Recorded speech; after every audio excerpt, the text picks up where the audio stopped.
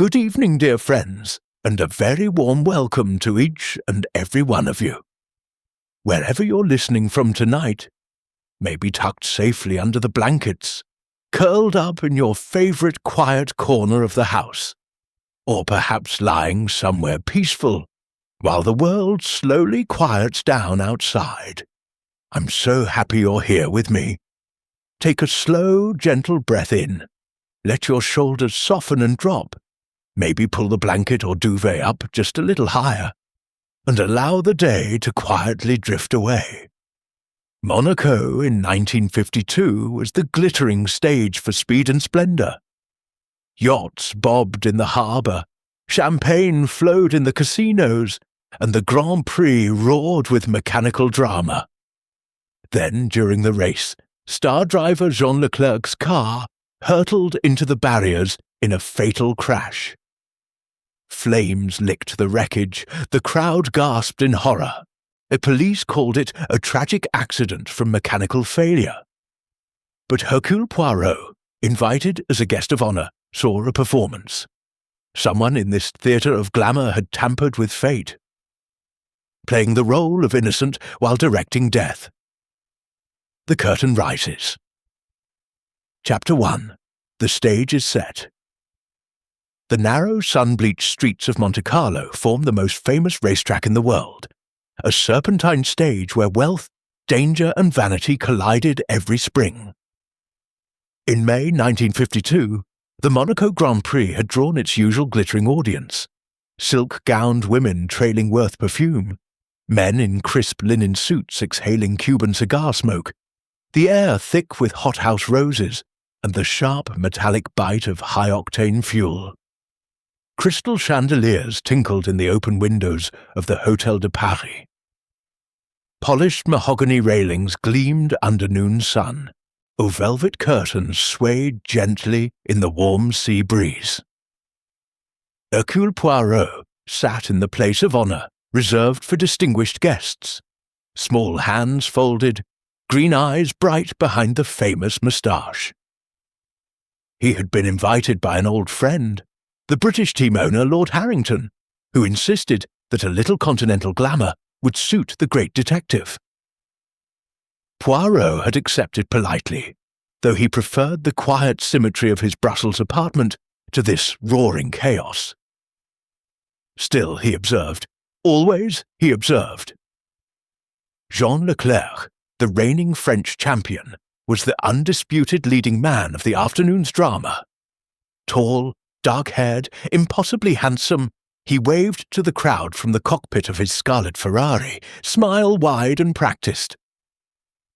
His wife Victoria stood nearby in the pit lane, elegant in black silk, dark glasses hiding her eyes, a perfect portrait of the supportive spouse. Beside her hovered Sophia Moreau, the wealthy widow who sponsored the team, her Worth perfume drifting like expensive fog, her velvet cape brushing the rough asphalt.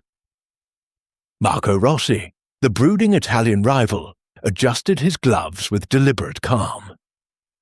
His team's blue Maserati waited 2 berths away.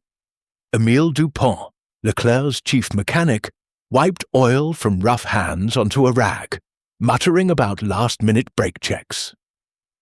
Lord Harrington paced behind them all, cigar in hand, barking orders in clipped English. The cast was assembled, the overture about to begin.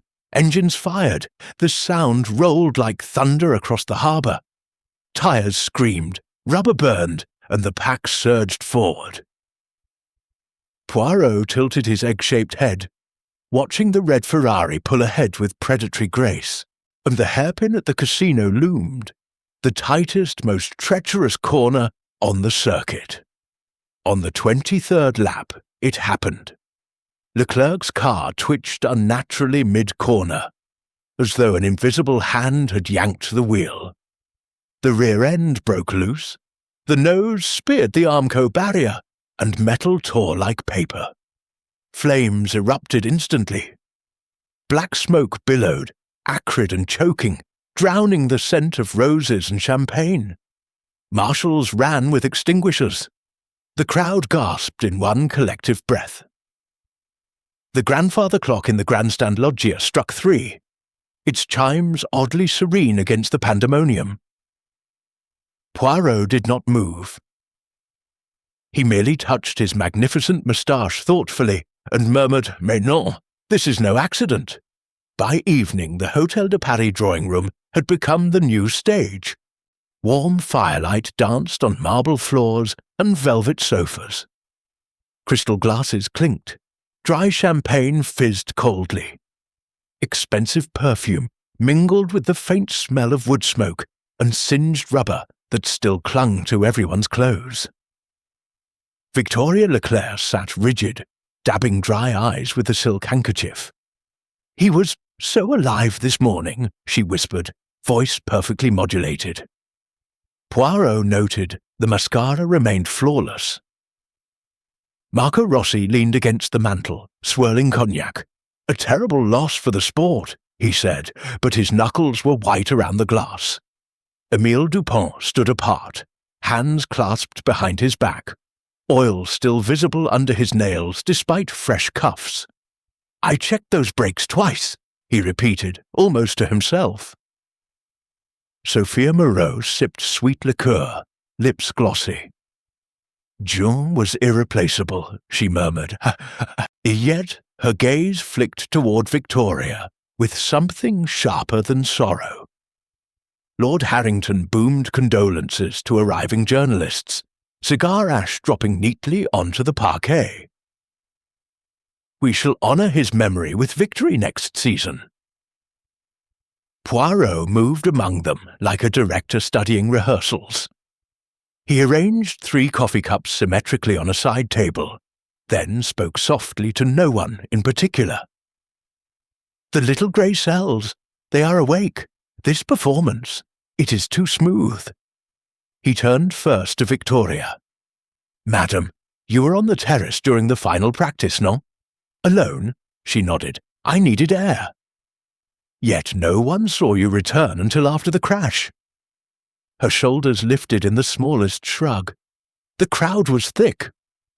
Poirot's eyes gleamed. "Observe, mon ami," he said quietly, as though addressing an invisible companion. She plays grief with such technical precision. The shoulders tremble appropriately, but the handkerchief stays dry. No moisture, no running mascara. Too perfect. He moved to Marco. "You and June argued yesterday in the garage. About a cornering line, I believe." Rossi stiffened. "Racing talk, nothing more. Yet your hands tremble now, holding that glass. A man truly shocked does not have such steady breathing."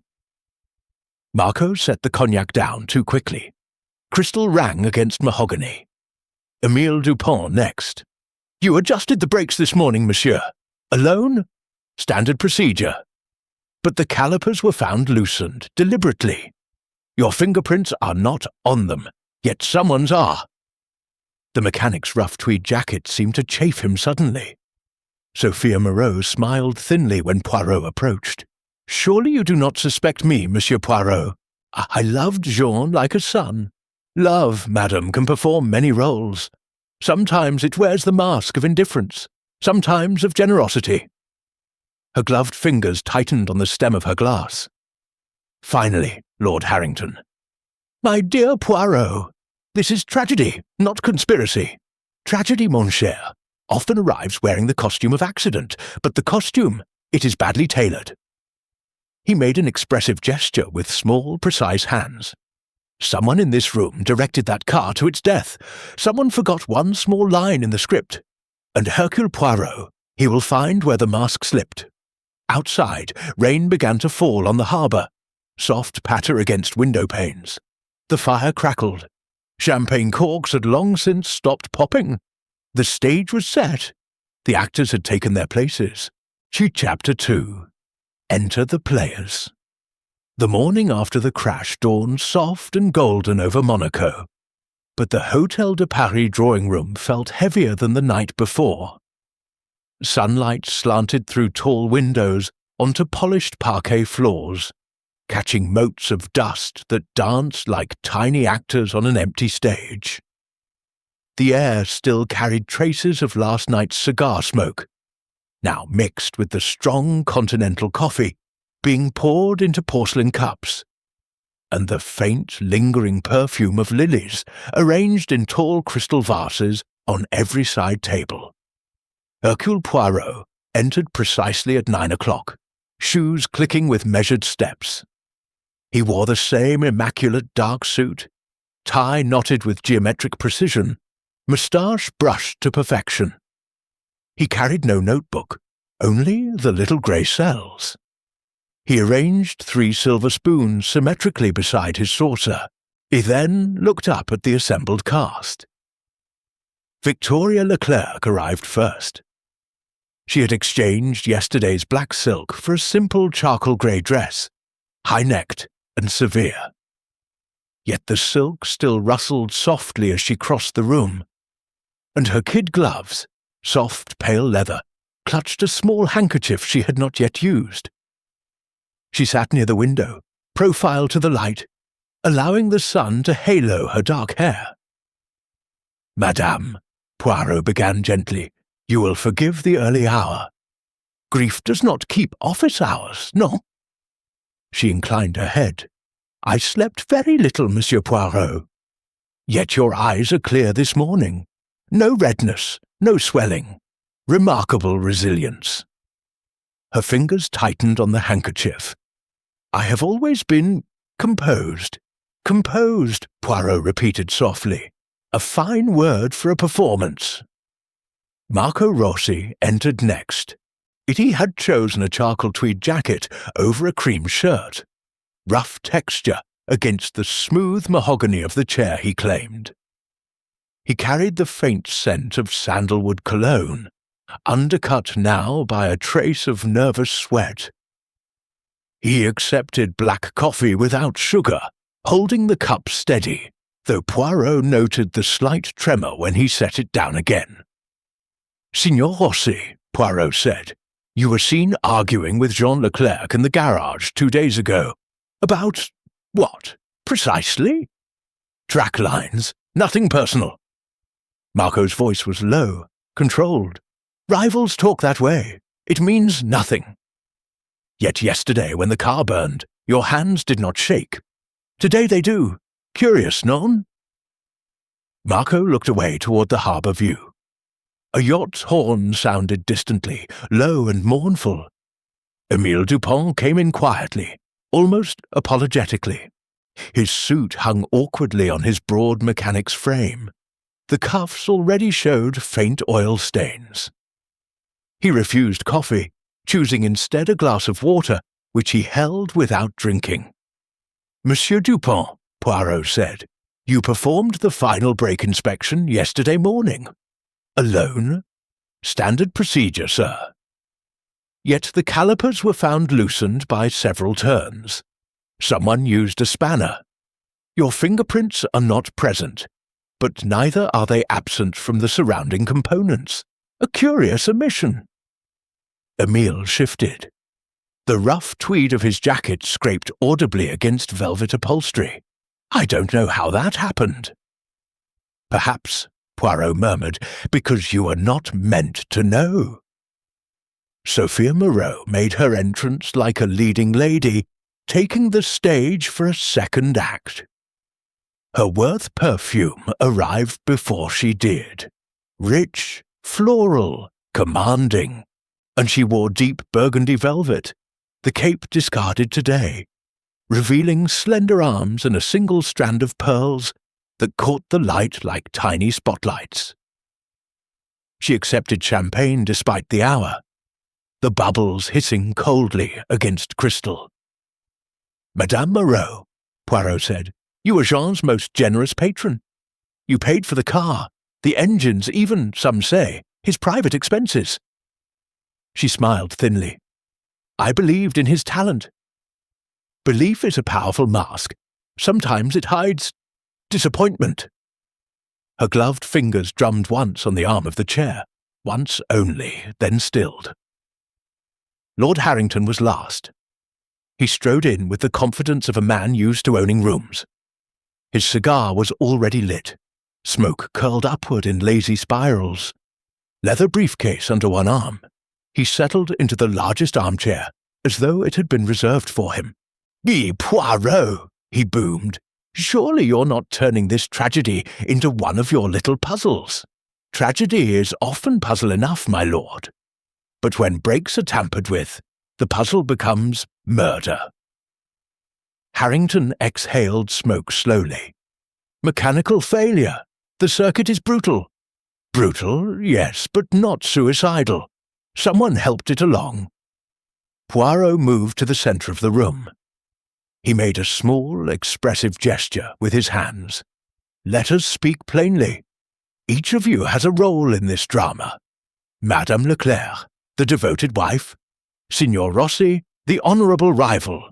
Monsieur Dupont, the loyal mechanic. Madame Moreau, the generous benefactress. Lord Harrington, the grieving patron. All perfectly rehearsed parts." He paused. "But truth does not rehearse. Truth stumbles. Lies flow smooth as champagne." He turned to Victoria again. "Oh, you say you walked the terrace alone during the critical hour. Yet the terrace was crowded with photographers and guests. No one remembers seeing you." "I kept to the shadows." "Shadows," Poirot echoed. "A convenient place to stand when one does not wish to be seen." To Marco, "Your alibi is the team meeting in the hospitality suite. Yet the suite manager recalls only 4 people present, not 5. Marco's jaw tightened. "He's mistaken. Perhaps. Or perhaps someone else is." To Emile, "You say the brakes were perfect at 10 o'clock. The crash occurred at 10:47. In 47 minutes, someone loosened them.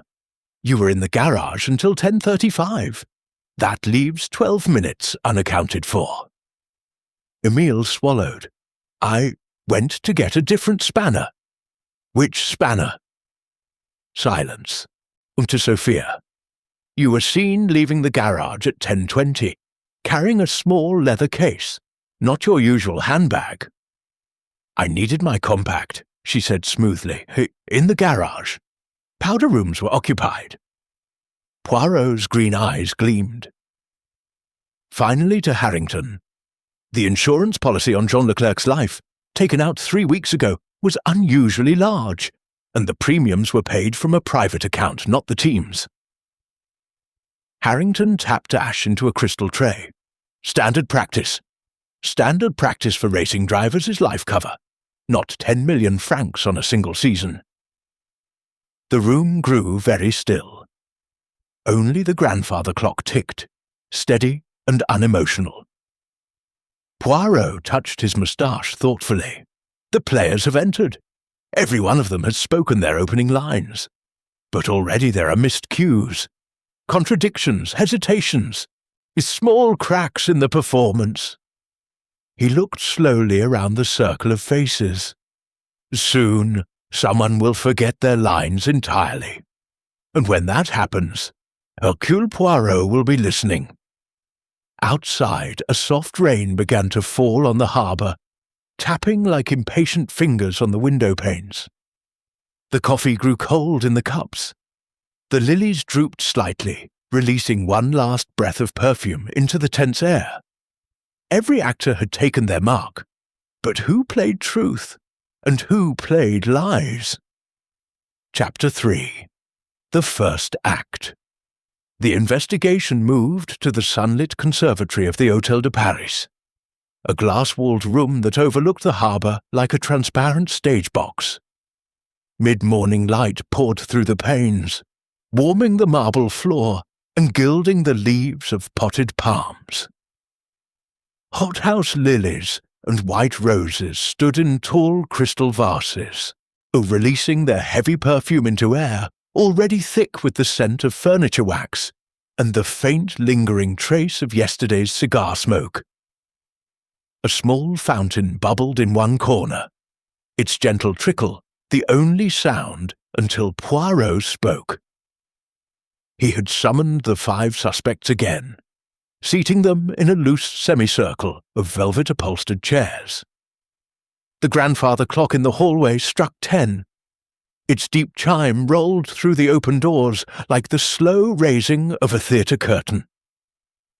Poirot stood at the centre, small and precise, hands clasped behind his back.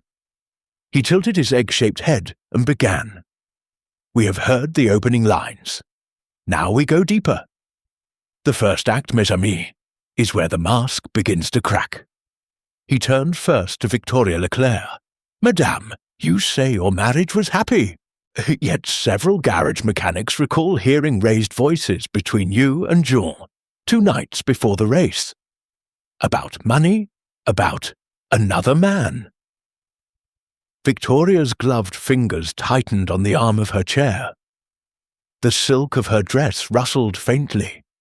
"Disagreements happen in every marriage," she said. "It was nothing." "Yet you walked alone on the terrace during the critical hour," Poirot continued softly, "and returned only after the crash, appearing perfectly composed. A grieving wife usually arrives running, breathless, mascara-streaked. Yours remained impeccable." She met his gaze for a long moment, then looked away toward the glittering sea. Poirot moved to Marco Rossi. "Signor, your argument with Jean was not only about track lines. A waiter in the casino bar overheard you say, 'Oh, you stole more than my win last year. You stole her. Who is her, monsieur?'" Marco's jaw clenched. The rough tweed of his jacket shifted as he leaned forward. "Gossip," he muttered. "Jealous nonsense." "Jealousy," Poirot echoed, "is a powerful prompter. It writes many scripts." Next, Émile Dupont. "You claim the brakes were perfect at 10 o'clock, yet the sabotage required at least 10 minutes of undisturbed work. You left the garage at 10:35, carrying a small canvas bag. What was inside it?" Émile's rough hands flexed on his knees. "Tools, spare parts. Tools that have not been seen since. Curious." Poirot's green eyes shifted to Sophia Moreau. "Madame, you are Jean's sponsor, and more. Letters found in your suite show the relationship ended badly. He wrote, 'It's over. You keep your money and your threats.' You were seen leaving the garage at 10:20 with a leather case, not your handbag." Sophia sipped from a glass of iced water. The crystals sweated coldly against her fingers. "I needed my compact," she said. "The powder room was full. In the garage." Poirot's tone was polite, almost amused. "Finally, Lord Harrington. The insurance policy on Jean's life, 10 million francs, was increased 3 weeks ago. The request came from your private office, not the team's. You told no one." Harrington exhaled cigar smoke slowly. "Prudent business. Prudent," Poirot repeated, "or prepared." A silence fell, broken only by the fountain and the distant cry of gulls over the harbour. Then Poirot spoke again, voice low and deliberate. "Observe, mon ami," he said, as though addressing an invisible companion. "Ah, we have the first real crack." He turned to Marco. "Signor Rossi, you said you were in the hospitality suite with the team from 10:15 until the crash. Yet the suite manager swears only 4 people were present, not 5. Where were you for those 32 minutes? Marco opened his mouth, closed it. His breathing became audible, short, sharp. Poirot's moustache twitched with satisfaction. "Director method," he announced quietly, almost to himself. "On Marco Rossi." First, the performance. He expresses shock at the crash, hands raised, voice quavering just enough. A model of sportsmanlike regret. But the tell, his eyes flicked toward Victoria too quickly, seeking confirmation, alliance. His breathing remains even when it should race. A truly surprised man's pulse jumps. His does not. The psychology reminds me of the ratchet case aboard the Orient Express. There, 12 people performed ignorance of a murder, each with a carefully rehearsed alibi. One man claimed he slept through screams, yet his hands were steady when he poured coffee the next morning. No tremor, no widened pupils. He had practiced in the mirror, timed his breathing, but the body cannot lie indefinitely. The subconscious leaks truth through the smallest gesture. In that affair, one missed cue. A dropped handkerchief with the wrong initials unravelled the entire cast. Here, too, the little grey cells detect rehearsal where there should be chaos. Therefore, Marco Rossi knew of the sabotage before it happened. His jealousy was no mere rivalry. It was motive dressed in sportsman's clothes. You see it now, non? The theatre begins to crumble. Reflection followed, quiet and deliberate, as Poirot paced slowly before the semicircle. In every crime there is theatre. Humans wear masks because naked truth is too fragile, too painful. Fear dresses as confidence, greed as ambition, hatred as loyalty. We perform to survive society's gaze, to keep the role we have been assigned. But performance requires energy. Truth requires none. That is why, eventually, every actor stumbles. I recall another case, the Thorndyke murder during a West End rehearsal. The producer was poisoned in his dressing room. Every suspect performed shock and sorrow with perfect timing. Yet one actress playing the grieving leading lady forgot to let her hands tremble when she spoke of him. She had rehearsed the tears, the sighs, the handkerchief, but not the instinctive shake of genuine horror. Her mask cracked on that one small detail, like here, in Monaco, where a steady pulse and a too-perfect alibi betray the hand behind the curtain. Universally, the lesson is simple. Deception is heavy costume. Truth walks naked and light-footed. Sooner or later, someone trips. The first act concluded. Chapter 4. Rehearsed Lines. The afternoon sun had retreated behind gathering clouds, leaving the Hôtel de Paris library in a softer, more intimate light. Heavy velvet curtains had been drawn halfway, muting the glare on the polished mahogany shelves. The air smelled of old leather bindings, furniture wax, and the faint wood smoke drifting from the low fire in the grate. A single crystal decanter of cognac stood on a side table. No one had yet touched it. Poirot had summoned them once more. This time only 4. Lord Harrington was absent, called away to an urgent meeting with insurance assessors. The remaining players sat in a tighter circle. Victoria Leclerc, Marco Rossi, Émile Dupont, and Sophia Moreau. The grandfather clock in the corridor struck 2. Its measured toll seemed to set the tempo for what followed. Poirot stood before them, immaculate as ever, hands clasped behind his back. He began without preamble. The first act has ended. The masks have cracked. Now we test the script itself. Rehearsed lines, mes amis, always falter under pressure. He turned first to Victoria. Madame Leclerc, your terrace walk. You insist no one saw you because you kept to the shadows. Yet a photographer, positioned exactly where the shadows end, has provided a contact sheet.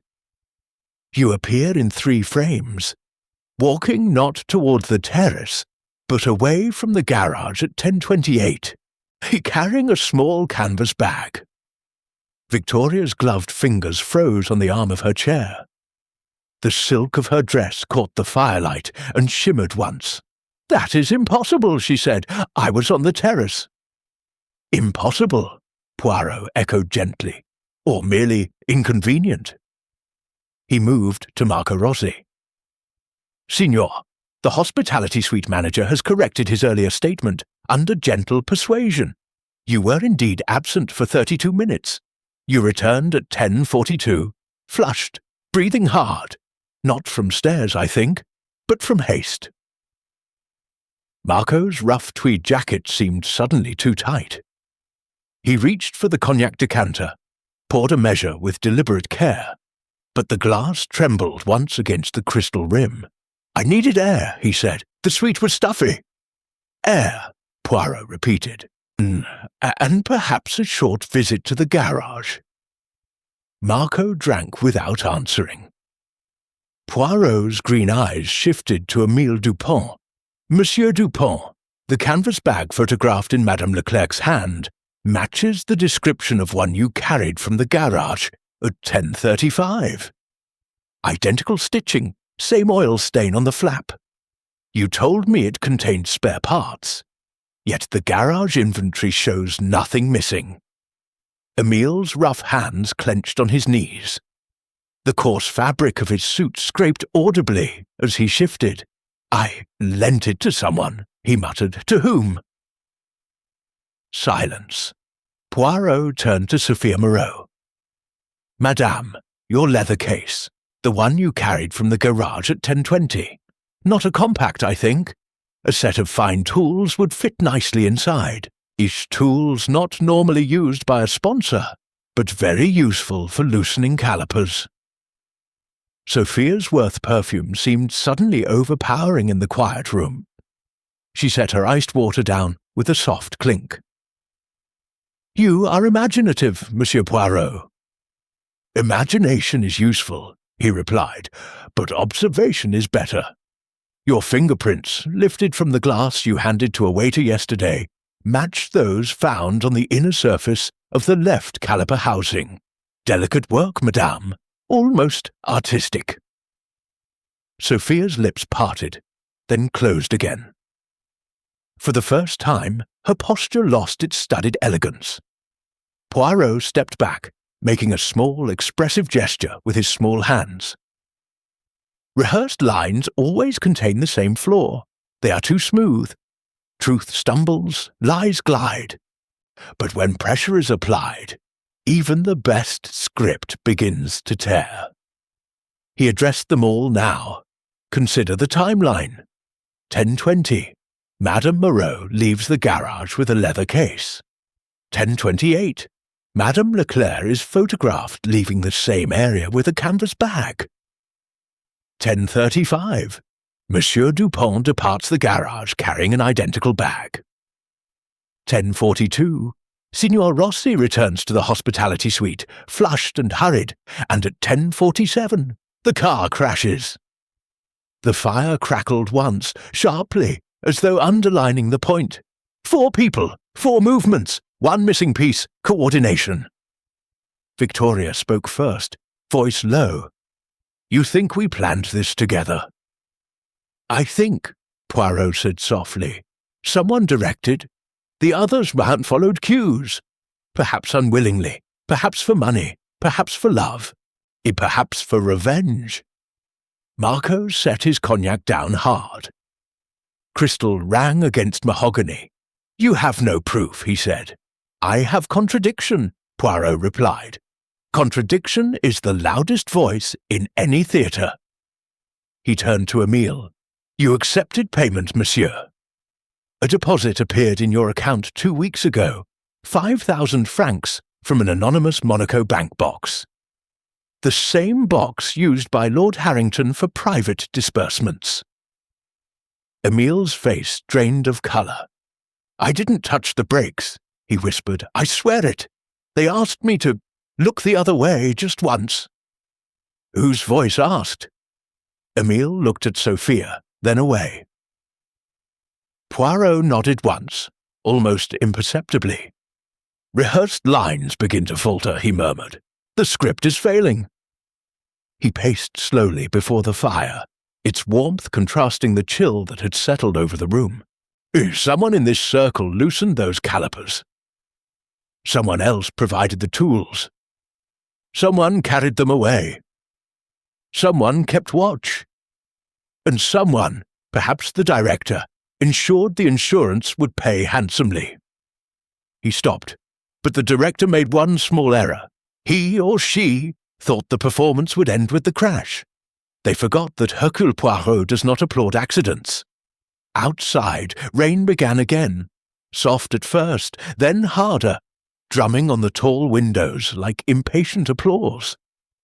Poirot touched his magnificent moustache thoughtfully.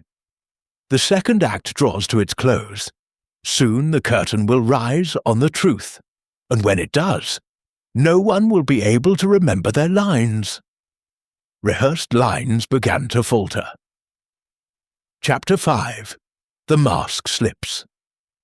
The rain had stopped by late afternoon, leaving the air cool and clean over Monaco harbour. Poirot chose the private salon of the yacht club for the next confrontation. A long, low-ceilinged room with tall windows overlooking moored vessels that rocked gently on dark water. The scent of salt mingled with the sharp perfume of fresh lilies in crystal vases, and the faint, expensive trace of Sophia Moreau's fragrance that had preceded her arrival. Polished mahogany panels gleamed under soft wall sconces. Velvet drapes framed the view like a stage curtain half drawn. Only 3 remained in the circle this time: Sophia Moreau, Marco Rossi, and Victoria Leclerc. Émile Dupont had been excused, temporarily, after making a full statement to Inspector Moreau in another room. Lord Harrington was still absent, entangled with lawyers and insurers, and the 3 women and 1 man sat in uneasy silence, while Poirot arranged 4 crystal glasses in perfect symmetry on the low table before them. No one drank. He began without flourish. "The second act is over. The script has torn. Now we come to the moment every director dreads, the actor who can no longer remember the lines." He turned first to Sophia Moreau. "Madame, your fingerprints are on the caliper housing. Not once. 3 separate places. You are not a mechanic. You wear kid gloves to the opera, not to a garage. Yet you handled those parts with bare hands. Why?" Sophia's posture remained elegant, but her breathing had become shallow. The velvet of her burgundy dress rose and fell too quickly. "I helped Jean once," she said. "He showed me how to check something minor. I was curious enough to loosen bolts with a spanner you do not own." She said nothing. Poirot moved to Marco. "Signor Rossi, you were absent from the hospitality suite. You returned flushed. Your shoes, Italian leather hand-stitched, show traces of garage floor oil in the tread, not track rubber, garage concrete. You were there, no?" Marco's jaw worked. "I went to wish Jean luck, that's all. Luck," Poirot repeated softly. "Or farewell." Marco looked at Victoria. She did not return the glance. Poirot turned to her last. Madame Leclerc, the canvas bag in the photographer's frame, the same bag Émile Dupont carried earlier. Inside it, according to his statement, was not spare parts. It was the set of fine tools taken from Madame Moreau's leather case. You carried them away after the sabotage was complete. You walked, not to the terrace, but back to the pits, where you were seen by no one, because everyone's eyes were on the track. Victoria's gloved hands lay folded in her lap. For the first time, the silk handkerchief was twisted into a tight knot. "You think I killed my husband," she said quietly. "I think," Poirot answered, "you helped someone kill him. But not willingly, not entirely." Silence stretched. The yachts outside creaked against their moorings. A single wave slapped the quay. Then Sophia spoke, voice low, almost a whisper. "It was Jean who ended it, not me. He said I was too old, too possessive. He wanted freedom, and her." She looked at Victoria. "Always her." Victoria flinched. Sophia continued, eyes fixed on the dark water beyond the glass. "I gave him everything, the car, the money, the name, and he threw it back. I asked Émile to look away. Just once, just long enough.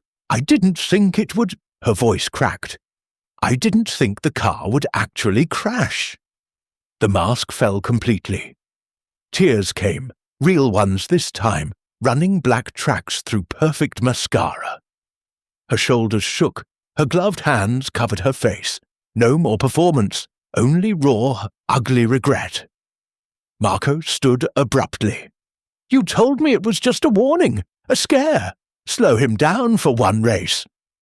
Victoria rose too, voice trembling. "I didn't know about the brakes until after. Marco said it was only to make Jean lose. To teach him a lesson. I carried the bag because I was afraid. John had been cruel. Violent, sometimes. I wanted out. But not like this. Never like this." She turned to Poirot, eyes wide and wet at last. "I hated him by the end, but I didn't want him dead." Poirot regarded them all, 3 people stripped of their roles, standing in the wreckage of their own play. "Director method," he said quietly, "on Sophia Moreau. The performance, devoted sponsor, grieving patron, generous friend, concern etched in every gesture, voice modulated to sympathy. But the tell, when Jean's death was first mentioned, her lips twitched, not downward in sorrow, but upward, for the fraction of a second. A smile suppressed. Breathing quickened not in grief, but in secret satisfaction. The psychology recalls the Armstrong tragedy. A woman performed maternal devastation after her child was taken. She rehearsed sobs in front of mirrors, timed her collapse perfectly. But her eyes stayed dry. Her pulse raced, not with anguish, but with the thrill of vengeance accomplished. And the body cannot hide joy at a plan succeeded. In that case, one fleeting smile behind a handkerchief betrayed her. Here, the same flicker. Jealousy wore the mask of patronage. Rejection wore the costume of generosity. Beneath both, murder. You see it now, mon ami. The mask has fallen. The true face emerges at last. Sophia sank back into the chair, sobbing openly. Marco stood frozen, fists clenched. Victoria wept silently, shoulders heaving without artifice. Poirot made one small gesture, palm upward, almost gentle. The theatre of guilt is exhausting. Sooner or later, every actor drops the role. Outside, the harbour lights began to come on, one by one, like footlights rising for the final scene. The rain had cleared, stars appeared above the Mediterranean. But in the yacht club salon, 3 masks lay shattered on the floor. Other mask had fallen. Chapter 6. Behind the curtain. Evening had fallen over Monaco, turning the harbour into a dark mirror studded with yacht lights. Poirot chose the casino's private salon for this next revelation. A small, opulent room tucked behind the main gaming floor. Heavy velvet curtains muffled the distant clatter of roulette wheels and the soft chime of chips. Cigar smoke hung in lazy layers, blending with the rich perfume of lilies, and the faint lingering trace of Sophia's Worth fragrance that still clung to the air. A low fire crackled in the marble hearth, casting warm shadows across polished mahogany tables and deep leather armchairs. Only 4 people remained in the inner circle now. Victoria Leclerc, Marco Rossi, Sophia Moreau, and for the first time since the crash, Lord Harrington, he too had returned from his meetings looking drawn and watchful. Émile Dupont was cooperating fully with the police elsewhere. His role had been exposed as that of a reluctant accessory. Poirot stood near the fireplace, small hands clasped behind his back, green eyes gleaming in the firelight. He began quietly. The masks have fallen, the actors have confessed their parts, but behind every curtain there is still a stage manager. Tonight, we pull that last drape aside. He turned first to Victoria. Madame, you carried the tools away after the sabotage. You did so because Marco asked you, because you feared Jean's temper, but there is more. A letter found in your suite, written by Jean 2 weeks before the race, threatens to expose your affair with Marco if you do not agree to a quiet divorce and a generous settlement. He was blackmailing you. You wanted freedom. But murder? Victoria's face was pale in the firelight. Her kid gloves lay discarded on the arm of her chair. Her hands trembled openly now. "I never wanted him dead," she whispered. "I just wanted it to stop." Poirot nodded once.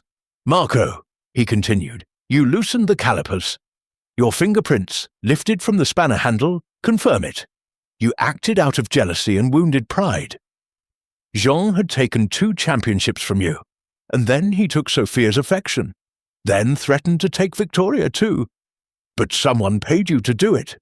5,000 francs appeared in your account the day before the race. From the same anonymous Monaco box used by Lord Harrington." Marco's shoulders sagged.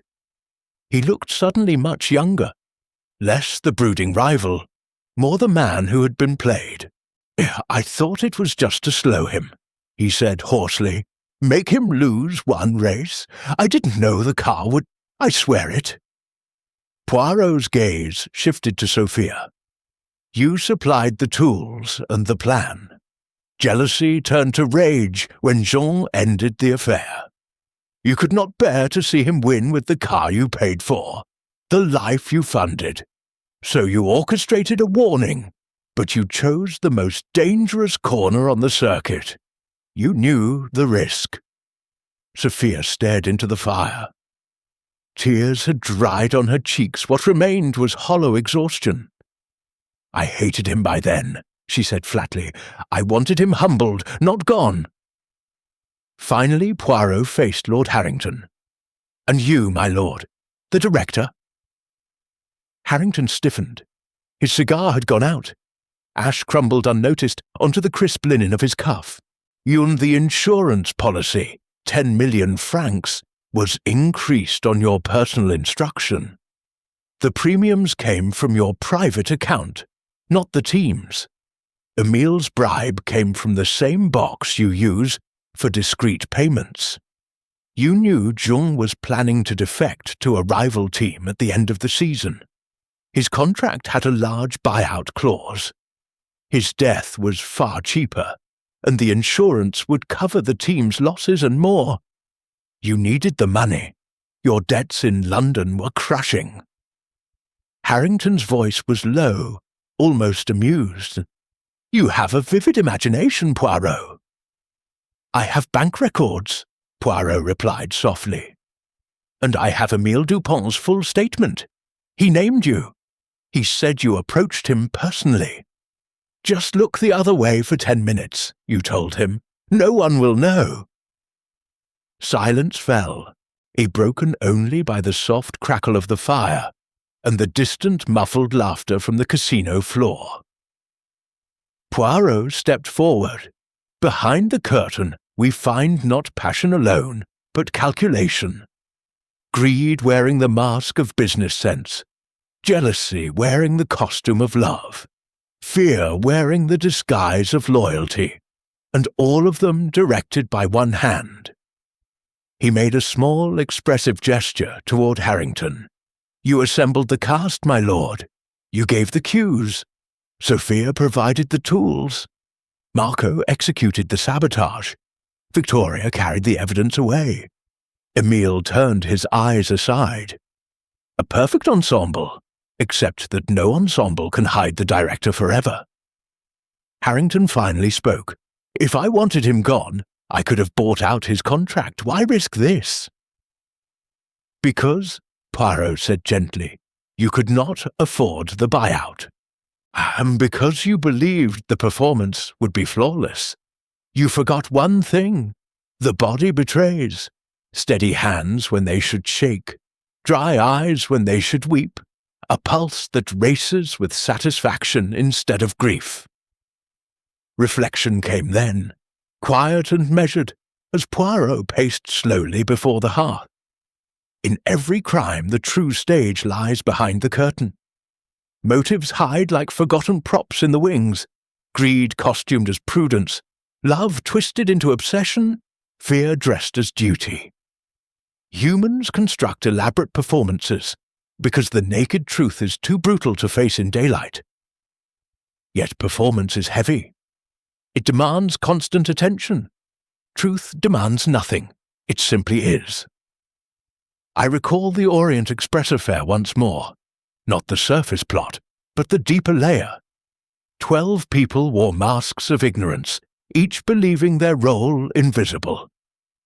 But one handkerchief, monogrammed with the wrong initial, slipped from a pocket at the wrong moment.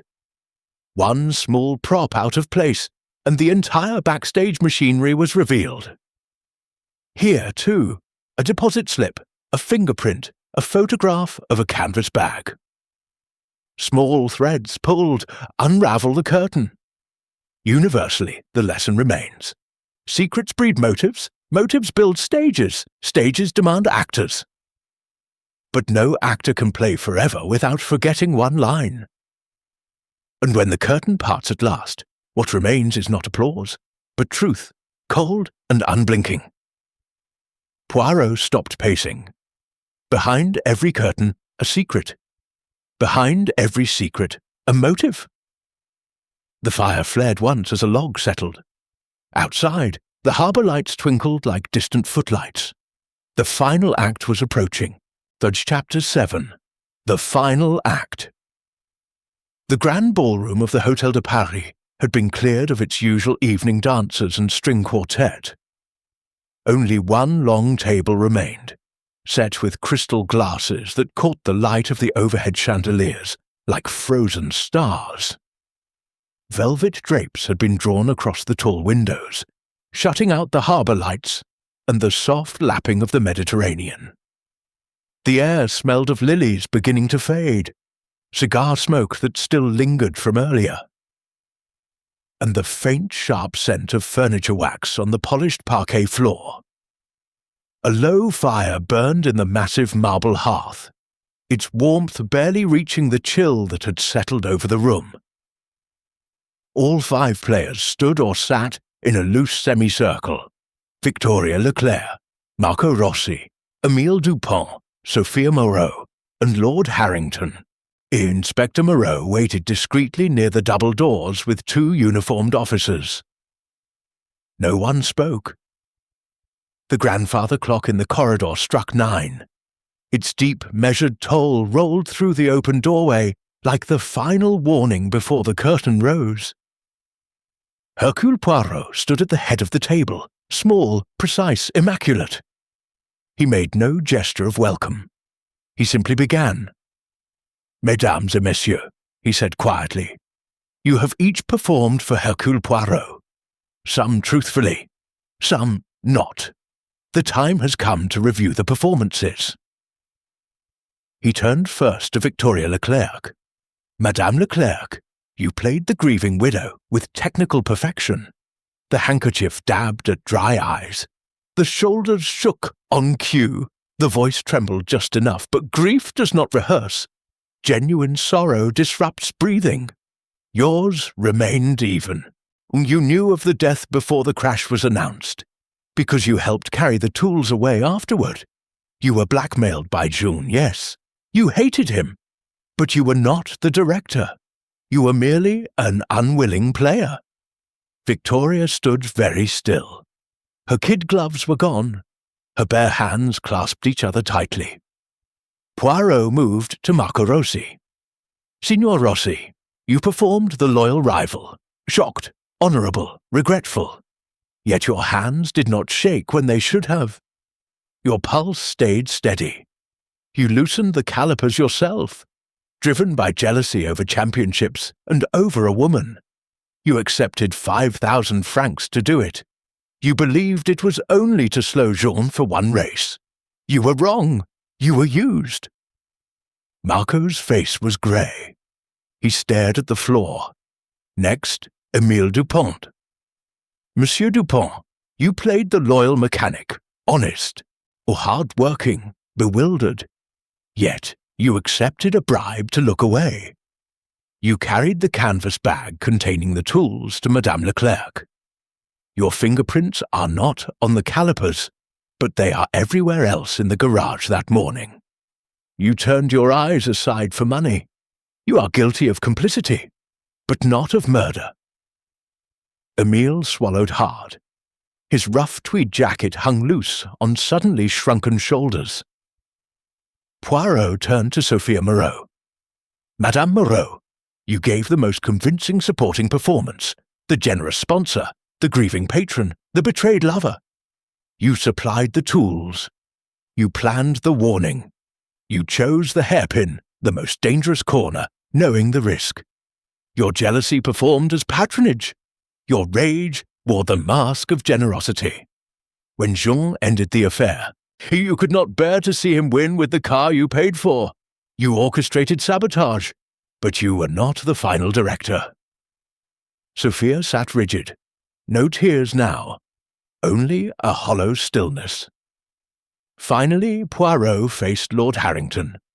And so we come to our leading performer. Harrington stood straight, chin lifted, but the cigar in his fingers trembled once, then stilled. You played the shocked team owner, the grieving patron, the helpful friend. You organized memorials. You spoke to journalists with steady voice. You offered every assistance to the police, magnifique, but you made one small error. One moment when the mask slipped. Poirot stepped closer. After the crash, when the flames still burned and the crowd screamed, "You lit a cigar!" Your hand did not shake. Your breathing remained even. A man truly horrified by the death of his star driver does not light a cigar with perfect calm. He drops it. He fumbles. His pulse races. Yours did not, because you knew what was coming. You had directed it. Harrington's mouth opened, then closed. Poirot continued, voice soft but inexorable. The insurance policy, 10 million francs, was increased on your private instruction 3 weeks ago. The premiums came from your secret account. Jean was planning to defect to a rival team. His buyout clause was ruinous. Your debts in London were already crushing you. Death was cheaper. The insurance would cover everything and leave profit. You approached Emile. You paid Marco through the same anonymous box you use for discreet disbursements. You gave Sophia the idea of a warning that became fatal. You used everyone's motives to serve your own. He made one small expressive gesture with his hands, director method, on Lord Harrington. The performance, public mourning, composed leadership, generous cooperation, voice steady, eyes dry, hands unshaking. The tell, the cigar lit without tremor in the immediate aftermath of violent death. No instinctive flinch, no widened pupils, no ragged breath, only calm calculation. The psychology mirrors the case of the chocolate box poisoner in Belgium years ago. A man performed innocence so perfectly, pouring tea with steady hands, speaking of his wife with sorrow, that even I was momentarily deceived. But genuine shock accelerates the pulse subtly, makes the fingers tremble when reaching for small objects. He had rehearsed every gesture in front of a mirror, yet the body knows the truth even when the face lies. In that affair, one steady hand betrayed a rehearsed calm. Here, the same error. Financial desperation directed murder. Greed wore the mask of prudent business. You see it now, no? The theatre crumbles completely. Poirot drew himself up, still small, yet somehow filling the room. The performance is over. The curtain falls. The truth takes her bow. He turned to Inspector Moreau. Lord Harrington is under arrest for the murder of Jean Leclerc. The others will face charges of complicity and accessory after the fact, but the director stands revealed. Harrington looked once at the faces around him, then away. No bluster remained, only silence. The chandelier tinkled faintly overhead, stirred by a draught. The fire crackled once, sharply, like a final punctuation. The final act concluded. Only truth survived the curtain call. Chapter 8. Curtain Call. The grand ballroom lights had been dimmed to half strength, leaving long shadows across the parquet floor. The chandeliers still tinkled faintly overhead, stirred by the draught from the open double doors, where police officers now stood guard. The fire in the marble hearth had burned low, its warmth retreating like the last applause of a finished performance.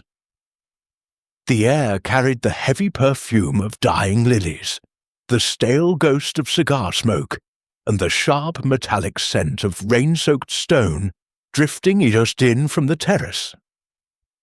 Lord Harrington stood in the centre of the room, wrists already in handcuffs. His tailored suit, once a symbol of command, now hung awkwardly, the crisp linen collar wilted. The cigar he had been holding lay forgotten on the carpet, its ember long dead, and he did not protest when the officers led him forward. He merely lifted his chin once, a final attempt at dignity before his shoulders slumped. The click of the cuffs echoed softly in the silence. Inspector Moreau stepped beside Poirot. Monsieur Poirot, the charges are formal. Murder in the first degree, conspiracy, bribery of witnesses. The insurance company has already been informed. They will pursue recovery. The others will face accessory charges, but Harrington is the principal. Poirot inclined his head. Order and method, Inspector. The theatre has closed. Justice takes the stage. Victoria Leclerc remained seated, no longer the composed widow. Her silk dress was creased. Dark streaks of mascara traced genuine paths down her cheeks. She looked smaller, stripped of every role she had played, and when the officers approached to take her statement formally, she did not resist. She simply whispered, "I never wanted this. I only wanted to be free." Marco Rossi stood apart, hands in pockets, staring at the floor. The brooding Italian rival had vanished. What remained was a man who had gambled everything on jealousy and lost. "I'll cooperate," he said hoarsely to Moreau. "Everything. I didn't know it would kill him. I swear it." Émile Dupont sat on the edge of a velvet chair, elbows on knees, head in hands. His rough tweed jacket was rumpled. Oil stains still showed at the cuffs. He had already given a full confession. Every detail of the bribe, the 10 minutes he had deliberately stepped away from the garage, the moment he realized what had happened when the red Ferrari burned. Now he looked up at Poirot with hollow eyes. "I took the money because I was tired," he said, "tired of being invisible. Jean treated me like a tool. Harrington treated me like dirt. 5,000 francs seemed like freedom. It was only chains." Poirot regarded him quietly. "Freedom purchased with silence is never freedom, mon ami. But confession is the first step toward it." Sophia Moreau had not moved from her chair. The burgundy velvet dress that had once swept the room like a royal train now clung to her as though trying to hold her together. Her Worth perfume, once commanding, now seemed cloying in the cooling air. She stared at the low flames, face expressionless, except for the faint tremor of her lower lip. When an officer approached, she spoke without looking up. "I'll make no excuses. I planned it. I chose the corner. I gave the tools. I wanted him humbled. I got worse. Take me." The officer nodded gently and helped her rise. She walked past Poirot without meeting his eyes. At the doorway, she paused, turned once, and whispered, "You saw everything, didn't you?" Poirot touched his magnificent moustache thoughtfully. "I saw only what the actors allowed me to see. But the body, madame, it never lies." One by one, they were led away. The ballroom emptied slowly, leaving behind the scent of lilies and the echo of footsteps on parquet.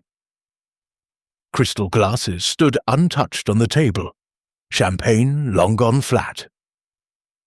The fire gave a final crackle and subsided into embers. Poirot remained standing in the centre of the room, small and still, watching the procession disappear through the doors. Inspector Moreau lingered. "You've done it again, Monsieur Poirot. A clean resolution. The Monaco Grand Prix will never forget this weekend." Poirot smiled faintly.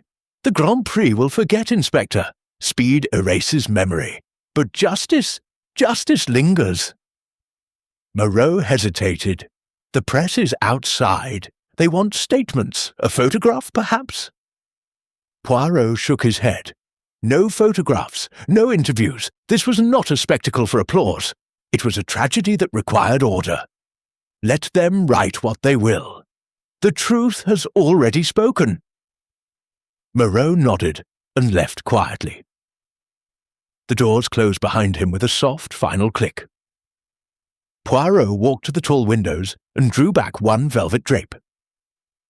Outside, the harbour glittered under the night sky. Yacht lights danced on black water. Somewhere distant, a piano played a slow, mournful tune, perhaps from one of the late-night cafes along the quay. Rain had begun again, soft and steady, tapping against the glass like fading applause. He stood there for a long moment, green eyes reflecting the lights of Monaco.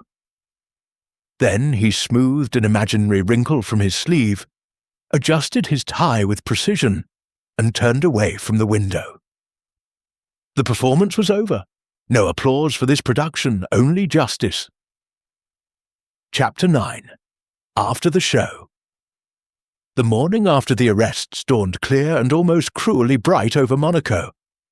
Sunlight poured across the harbour, turning the water into a sheet of hammered silver, and making the white hulls of the yachts gleam like polished props left behind after the final curtain. The Hôtel de Paris had already begun to reclaim its usual elegance. Fresh lilies replaced the wilted ones in the crystal vases. The parquet floors had been waxed until they shone, and the faint scent of furniture polish drove away the last traces of cigar smoke and grief. Hercule Poirot took his breakfast alone on the terrace overlooking the sea. Strong continental coffee steamed in a porcelain cup. A single croissant lay untouched on the crisp linen napkin. He wore a lighter suit today, still immaculate, still precise, but the famous moustache was brushed with a touch less severity. He had slept little, yet his green eyes were clear. The little grey cells had rested. The case was closed. Victoria Leclerc appeared first. She walked slowly along the terrace path, no longer in morning silk, but in a simple cream linen dress that fluttered in the sea breeze. Her dark hair was loose, no gloves, no carefully composed posture. When she reached Poirot's table, she hesitated, then sat without invitation. "Monsieur Poirot," she said quietly, "they released me last night. Accessory, after the fact. I will testify against Harrington. The rest, I suppose the courts will decide." Poirot inclined his head. "Justice moves slowly, madame, but it moves." She looked out at the water. "I hated Jean by the end. The violence, the control, the way he used people, me, Sophia, Marco, even Emile. I carried that bag because I was terrified of what he would do if I refused, but I never imagined," her voice cracked, "I never imagined flames." Poirot sipped his coffee. "Fear performs many roles. Sometimes it wears the mask of complicity. You have removed yours now." Victoria gave a small, genuine smile, her first without artifice. "I'm leaving Monaco tomorrow. A small house in Provence. No more racing, no more spotlights, just quiet.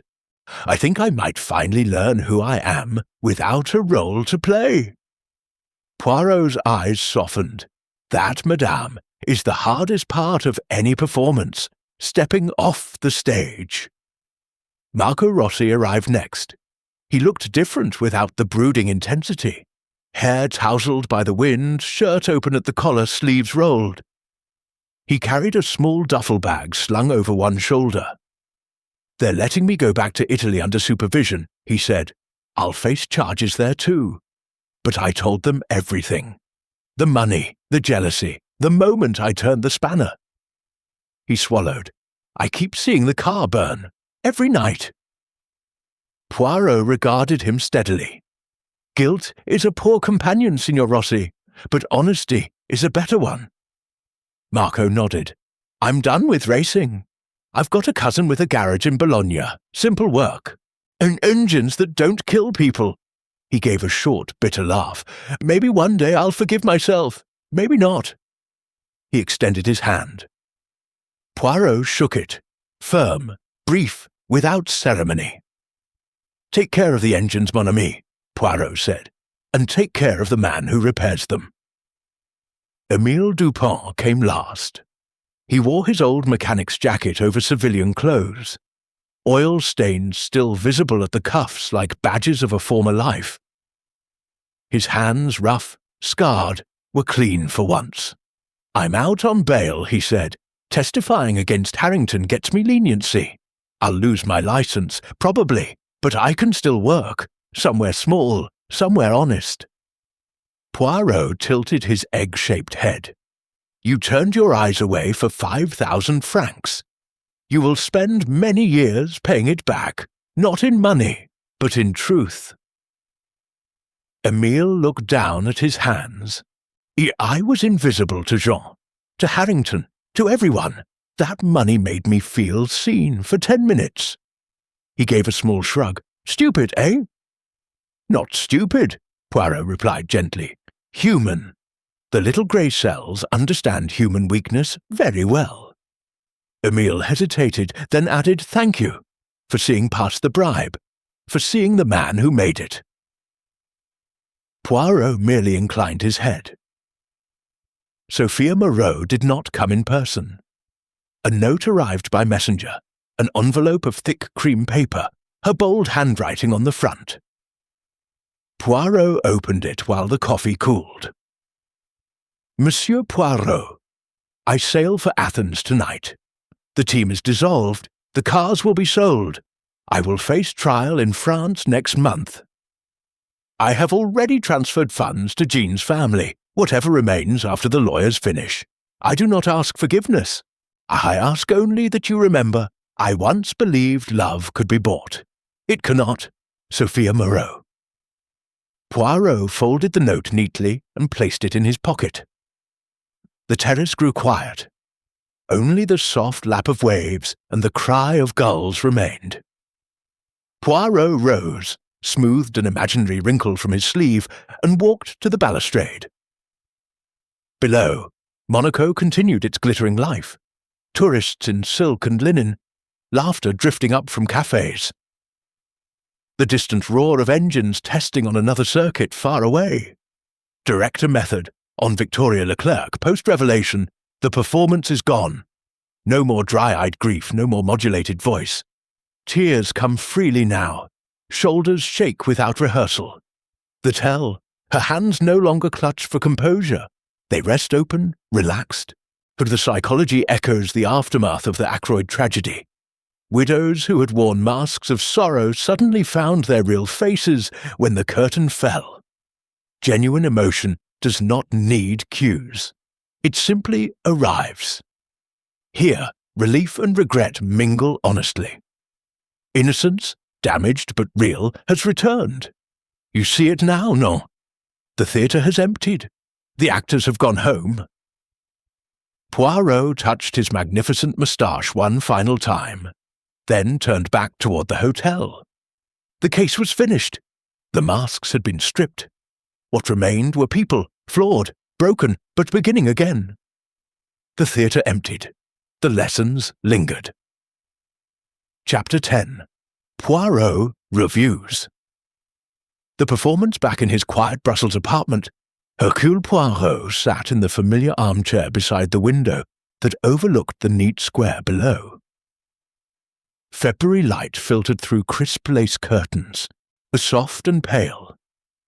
A small pot of tisane steamed gently on the low table, chamomile and mint, its herbal scent mingling with the faint wood smoke from the carefully banked fire. The room was orderly, books aligned by size, a single crystal vase holding 3 white roses, every object placed with geometric precision. No chaos remained from the Monaco affair, only calm and memory. A week had passed since the arrests. Newspapers had carried the headlines in bold type. Monaco Grand Prix murder solved, team owner charged, then moved on to newer scandals. Poirot had not read them. He preferred the quiet certainty of his own recollection. A small stack of letters lay on the table beside the tisane. One from Victoria Leclerc, postmarked Provence. A brief note of thanks, written in a hand no longer trembling. She spoke of walks in lavender fields, and of sleeping without fear for the first time in years. Another from Émile Dupont, enclosing a photograph of a small garage in Lyon where he now worked. Simple repairs, honest hours. Marco Rossi had sent nothing, but a brief item in an Italian sports paper noted that he had withdrawn from competition and taken a position training young mechanics. Sophia Moreau's trial was pending in Paris. She had already settled large sums on Jean Leclerc's family and on a charity for injured drivers. Lord Harrington awaited sentence in a French prison, his once imposing presence reduced to headlines and legal documents. Poirot sipped the tisane, letting the warmth spread through his small frame.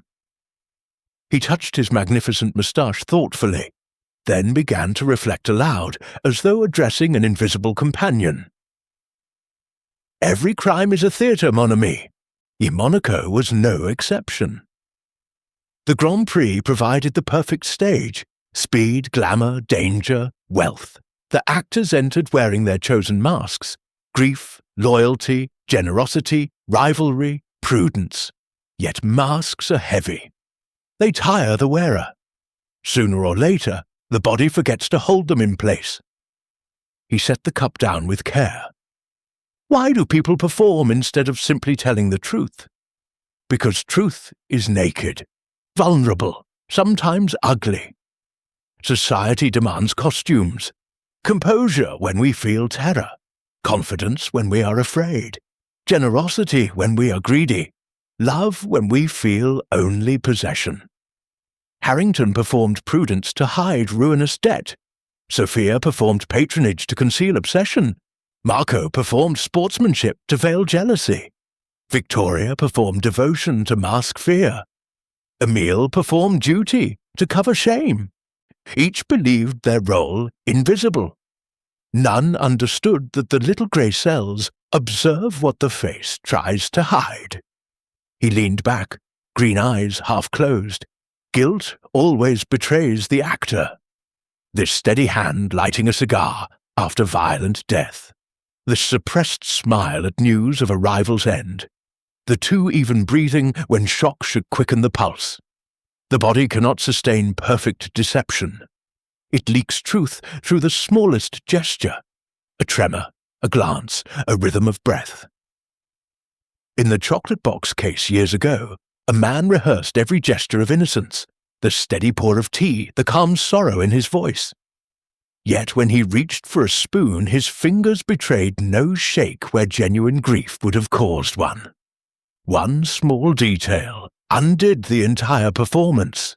Here, the same principle. Harrington's calm cigar lighting after the crash was his undoing. The body remembered what the mind tried to forget. Poirot's gaze drifted to the window, where a light snow had begun to fall, dusting the cobblestones below. The psychology of revelation is simple. Deception requires constant vigilance. Truth requires none. Lies must be maintained, rehearsed, timed, polished. Truth simply is. That is why, in the end, truth triumphs over performance. The actor exhausts himself holding the mask. The honest man walks unburdened. In Monaco, every suspect believed they could direct their own small part of the play. They forgot there is only one true director, observation, and observation never blinks. He smiled faintly. I am reminded of another affair, the Nile steamer, where love performed as idol and murder wore the mask of accident. There, unto, a glance lingered too long. A handkerchief was dropped at the wrong moment. A pulse raced when it should have stayed even.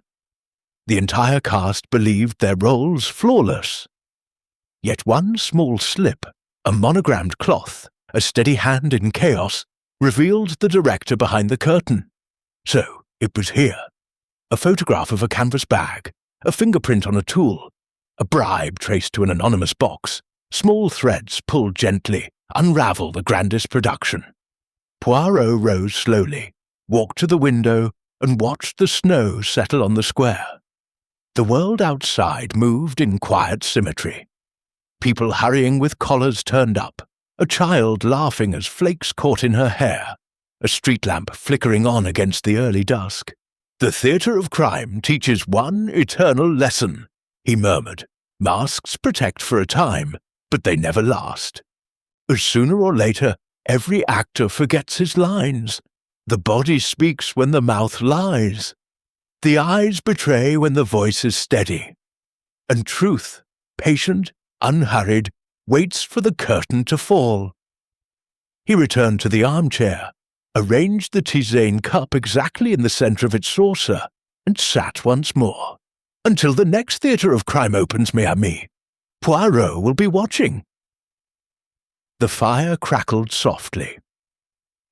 Snow continued to fall outside the window. The apartment remained perfectly ordered, perfectly quiet. And Hercule Poirot, satisfied, allowed himself one small, private smile. Until the next theatre of crime, mes amis, Poirot will be watching.